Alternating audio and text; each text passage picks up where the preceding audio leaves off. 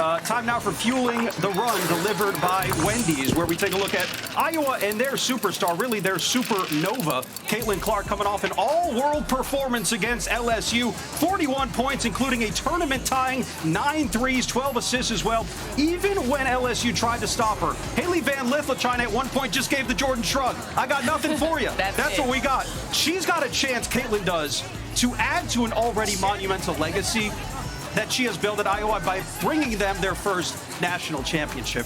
What's impressed you most about what Caitlin has done so far in March? Boy, the list is long, right, when you bring up the name of Caitlin Clark. But for me, it's the duality of the tenaciousness of who she is on the court, looking for her shots, the logo threes, the fearlessness and the courage with which she plays for. That's one side of Caitlin.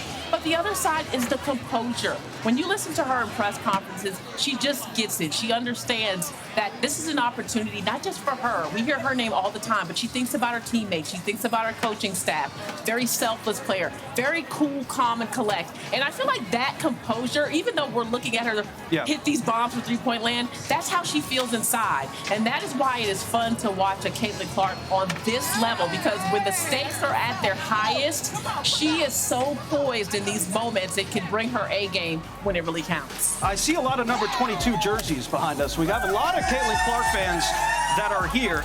The question that Gino and his staff are trying to figure out, and they've been racking their brains, no question about it, is, well, how do you stop her? Because so far, no one's really been able to do it. And, you know, you could try to throw a bunch of different defenses at her. You could try to go box and one. You could try to just let her get hers, which I know you're not a fan of.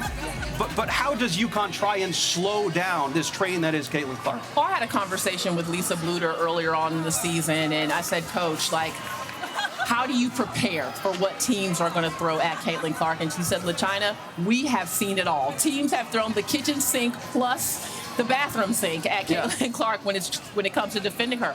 High hedging, trapping, switching. I mean, everything you could, denial. And so she said nothing really phases her anymore because she's seen so many different types of defenses. But to me, the key is really not letting her get comfortable. And when it comes to any great player, what do you hear?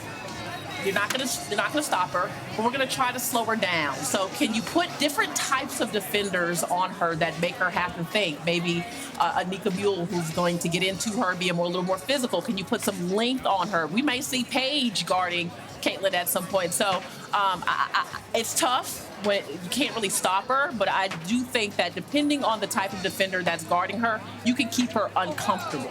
There's something that we're not really talking about as well, is what kind of play the whistle will have tonight. We saw West Virginia in the second round be able to get up and guard Caitlin Clark a little bit more aggressively. If the whistle's tight against UConn, a team that's already depleted a little bit in their roster, I don't know. That could get interesting. Sam, you know how to ruin my day?